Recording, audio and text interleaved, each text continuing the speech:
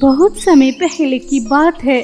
उदयपुर नामक गांव में आरोही अपने मामा मामी के साथ रहा करती थी, क्योंकि कुछ समय पहले ही आरोही के माता पिता की एक कार एक्सीडेंट में मृत्यु हो चुकी थी, जिसकी वजह से आरोही अपने मामा मामी के घर रहा करती थी। आरोही की मामी सुरेखा आरोही को बिल्कुल भी पसंद नहीं करती थी।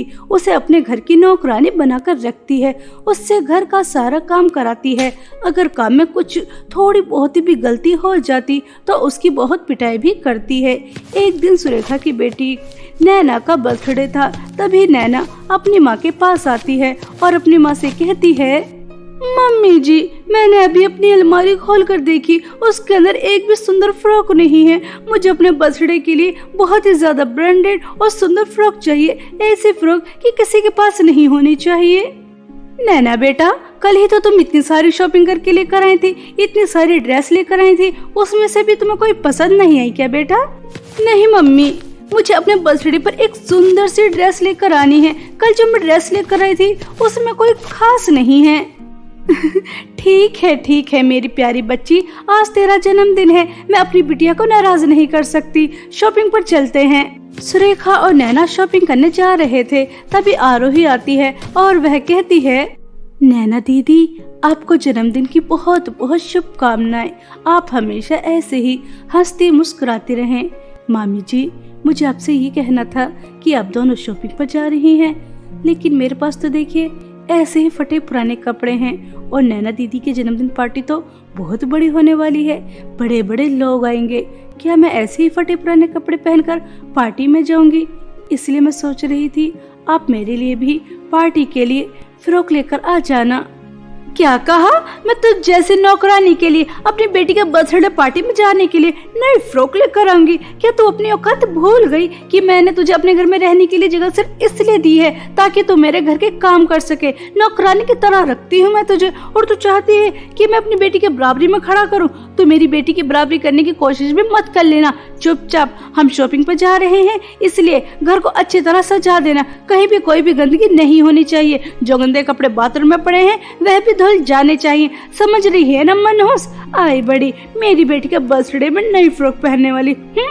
वैसे मम्मी जी, आपने इस नौकरानी को अपने सर पे चढ़ा के रखा है, इसकी हिम्मत तो देखो, अपने लिए नई फ्रॉक मांग रही है। अभी तो आपने इसे पुराने कपड़े दिए थे। मैं तो कहती हूँ मम्मी जी, आप इसे धक्के मारकर घर से निकाल दो। जब भीख मांगेगी ना, तब इसे अक्ल आएगी कि घर की छत क्या होती है। इसे हमने रहने के लिए छत दे रखी है, इसके लिए कितनी काफी है। नौकरानी आज मेरे बर्थडे वाले दिन मेरा सारा मूड खराब कर दिया। चलो मम्मी, हमें शॉपिंग पे जाना है, देर हो गई।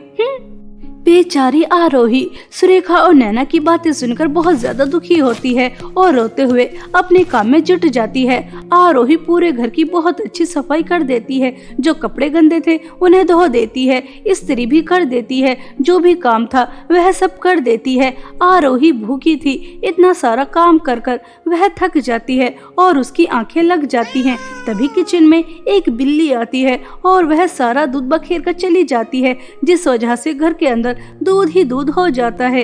कुछ समय बाद सुरेखा और नैना शॉपिंग कर कर वापस आती हैं और घर में गंदगी देखती हैं तो सुरेखा आग बबूला हो जाती है और जोर जोर से आरोही को आवाज लगाकर अपने पास बुलाती है।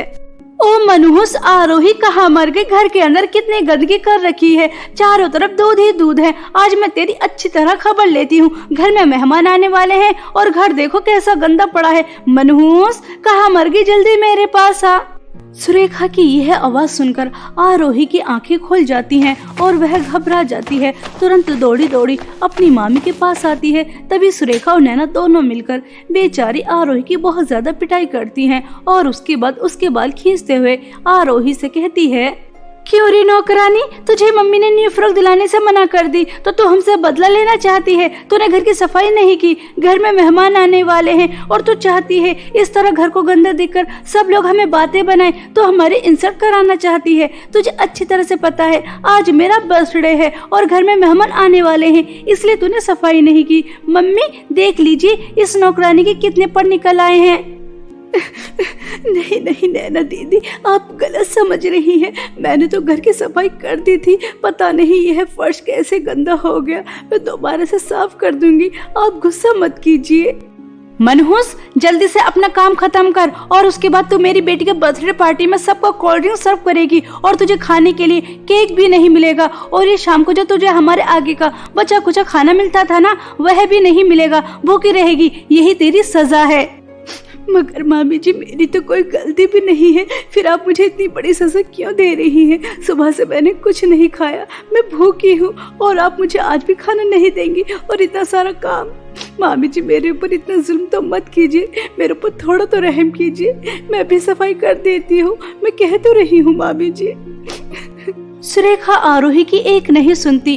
बेचारी आरोही दोबारा से घर की सफाई करती है, इसी तरह भूखी प्यासी रोती रहती है। नैना की जन्मदिन पार्टी शुरू हो जाती है। नैना बहुत सुंदर फ्रॉक पहनकर केक काटने आती है। सभी मेहमान भी आ जाते हैं। आरोही उन्हीं फटे पुराने कपड़ों में सबको कोल्ड ड्रिंक सर्व कर रही थी और सबको केक खाता हुआ, पिज्जा, बर्गर यह सब खाते हुए देखकर वह बहुत रोती है, क्योंकि उसे तो खाने के लिए कुछ भी नहीं मिल रहा था। पार्टी खत्म होने के बाद आरोही दोबारा से सफाई करती है, गंदे बर्तन साफ करती है और पानी पीकर सो जाती है और अगले दिन भूखे पेट दोबारा से अपने काम में जुट जाती है, यह आस लेकर कि आज शाम को तो उसे अपनी मामी के आगे का बचा कुचा खाना मिल ही जाएगा। सुरेखा के पास पड़ोस की एक औरत आती है और वह सुरेखा से कहती है, सुरेखा बहन, आपको पता है हमारे गांव में जो महल बन था उसकी महारानी आई हैं अपने बेटे के साथ। वह इस गांव की सभी लड़कियों को अपने महल बुलाना चाहती हैं, क्योंकि वह अपने बेटे राजकुमार विराट का इस गांव की सुंदर लड़की से विवाह कराना चाहती हैं। क्या सच में सुमित्रा बहन? आपको पता ही है कि मेरी बेटी नैना तो कितनी ज्यादा सुंदर है। रानी को अपने बेटे के लिए तो मेरी बेटी ही पसंद आएगी। नैना और राजकुमार विराट की शादी मुझे तो सोच सोचकर बहुत खुशी हो रही है। मेरी बेटी रानी बन जाएगी, रानी। हाँ, ये बात तो सच है कि तुम्हारी बेटी सुंदर है, लेकिन तुम्हारे घर की जो नौकरानी है आरोही, उससे ज्यादा सुंदर नहीं है। कितनी सुंदर है, फटे पुराने कपड़ों में इतनी सुंदर लगती है। अगर उसे कोई न्यू ड्रेस पहना दी जाए तो राजकुमारी से कम नहीं लगेगी। कह देती हूँ। नहीं, बिल्कुल भी तो नहीं है ऐसा। मेरी बेटी से ज्यादा सुंदर वह नौकरानी हो ही नहीं सकती। तुम्हारी आंखें खराब हैं, अपनी आंखें चेक करा लो। ऐसा कहकर सुरेखा सुमित्रा को भगा देती है। सुमित्रा और सुरेखा की है सारी बातें आरोही सुन लेती है। तभी वह मन ही मन में बहुत खुश होती है। आंटी जी कह रही थी महारानी ने इस गांव की सभी लड़कियों को बुलाया है, फिर तो मैं भी जा सकती हूँ। राजमहल में कितने अच्छे अच्छे पकवान होंगे। मामी जी ने तो कल से मुझे खाना दिया ही नहीं है, तो मैं वहीं जाकर अपना पेट भरकर खाऊंगी। मगर कैसे जा सकती हूँ? मेरे पास तो कोई अच्छी फ्रॉक भी नहीं है। नहीं, मैं नहीं जा सकती। मुझ जैसी अनाथ की किस्मत में राजमहल जाना कहाँ लिखा है। मैं तो सिर्फ नौकरानी की तरह काम करने के लिए ही बनी हूँ। ऐसा सोचकर आरोही उदास हो जाती है। वहीं दूसरी तरफ सुरेखा और नैना पूरी तैयारी कर रही थी राजमहल जाने के लिए। सुरेखा अपनी बेटी के लिए बहुत ही ज्यादा महंगी और ब्रांडेड फ्रॉक लेकर आती है, जिसे पहनकर नैना और भी ज्यादा सुंदर लगे और राजकुमार विराट की नजर नैना से हटे ही ना और राजकुमार विराट नैना को ही अपनी राजकुमारी बनाए। नैना बहुत सुंदर फ्रॉक पहनकर अपनी माँ के साथ राजमहल जाने के लिए निकल ही रही थी। तभी बहुत हिम्मत कर आरोही अपनी मम्मी के पास आती है और उनसे कहती है, मामी जी, महारानी ने सभी लड़कियों को अपने महल में बुलाया है, तो क्या आप मुझे भी अपने साथ ले जा सकती हैं? मम्मी, इस नौकरानी को तो बिल्कुल भी शर्म नहीं है। हम भला इस नौकरानी को अपने साथ कैसे ले जा सकते हैं? इतने फटे पुराने कपड़ों में हमें क्या अपनी इंसल्ट करानी है? तू इस घर की नौकरानी है, हमें बार बार तुझे तेरी औकात क्यों बतानी पड़ती है? हम तुझे अपने साथ नहीं लेकर जाएंगे। चले मम्मी, देर हो रही है। हाँ, मेरी बेटी बिल्कुल सही कह रही है और मैं इतनी भी निर्दय और जालिम नहीं हूँ। मुझे पता है आज तुझे खाना देना है, इसलिए कल का बचा कुचा खाना फ्रिज में पड़ा है, उसे निकाल कर खा लेना। चल बेटा, देखो तो इस नौकरानी के कितने पर निकल आए हैं, हमारे साथ महल जाने के लिए कह रही है। सुरेखा और नैना महल जाने के लिए निकल जाती हैं और वहीं बेचारी आरोही कल का बचा कुचा बासी खाना निकालकर खाने की कोशिश करती है, लेकिन उससे खाया नहीं जाता और वह अपने माता पिता को याद कर बहुत रोती है। क्या माँ मैंने इस दुनिया में आकर कोई गलती की है जिसकी मुझे इतनी बड़ी सजा मिली है? मैं मामी जी के घर का पूरा काम करती हूँ, मामी जी मुझे कितना मारती हैं लेकिन मैं कुछ नहीं कहती, उनका अत्याचार सहती रहती हूँ। लेकिन मामी जी को मेरे ऊपर थोड़ा भी रहम नहीं आता। राजमहल में सभी लड़कियों को बुलाया गया लेकिन मैं वहाँ नहीं जा सकती क्योंकि मेरे पास अच्छी फ्रॉक ही नहीं है, फटे पुराने कपड़े पहनती हूँ। माँ पिताजी आप दोनों मुझे अकेला छोड़कर क्यों चले गए? काश उस कार एक्सीडेंट में मैं भी मर जाती तो अच्छा होता। कम से कम मुझे इतना अत्याचार तो सहना नहीं पड़ता जितना मैं सह रही हूँ। ऐसे जिंदगी से तो छुटकारा मिल जाता।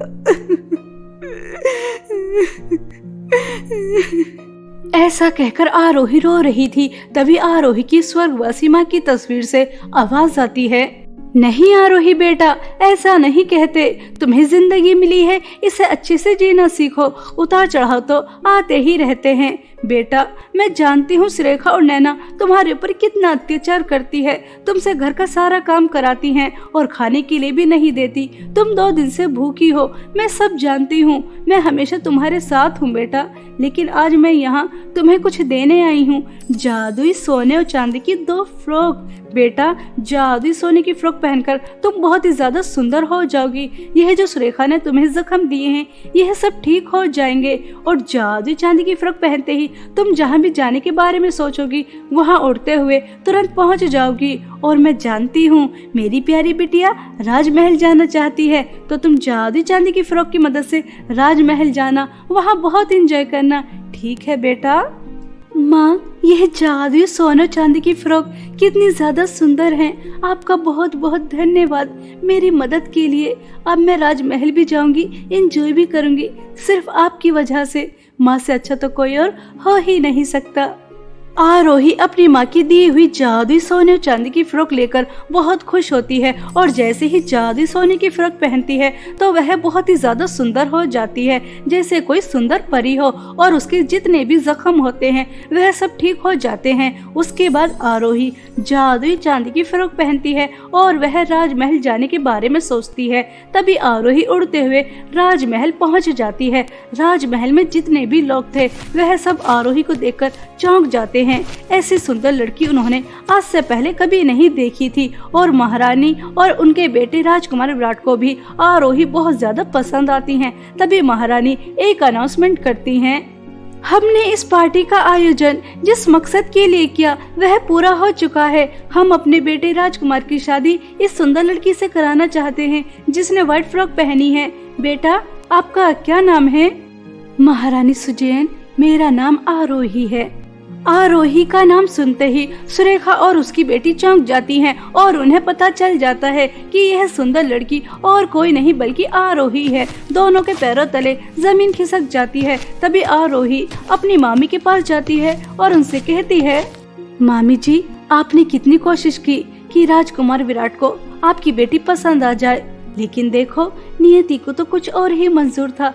अब राजकुमार विराट से मेरी शादी हो रही है, मैं रानी बनने वाली हूँ। मैं चाहूँ तो आपने मेरे ऊपर जितना जुल्म और अत्याचार किया उसकी कड़ी से कड़ी सजा दिलवा सकती हूँ, लेकिन मैं तुम्हारी तरह नहीं हूँ। मगर तू हमें ये तो बता, तेरे पास इतनी सुंदर चांदी जैसी दिखने वाली फ्रॉक कहाँ से आई? मुझे मेरी माँ ने जादुई सोने और चांदी की फ्रॉक दी। सोने की फ्रॉक से मैं इतनी ज्यादा सुंदर हो गई और सारे जख्म ठीक भी हो गए और जादुई चांदी की फ्रॉक से मैं यहाँ आ गई। ऐसा कहकर आरोही राजकुमार विराट के पास चली जाती है और दोनों माँ बेटी घर वापस आ जाती हैं। तभी सुरेखा अपनी बेटी से कहती है, नैना बेटा, वह जादुई सोने की फ्रॉक उस मनहूस ने यहीं कहीं छुपाई होगी, जरा अच्छे से ढूंढ। अगर तू उसे पहनेगी तो तू कितनी ज्यादा सुंदर हो जाएगी। और मनहूस बता रही थी कि जादुई सोने की फ्रॉक से कितनी भी धन दौलत मांग सकते हैं। जल्दी ढूंढ बेटा, जल्दी उस जादुई सोने की फ्रॉक को।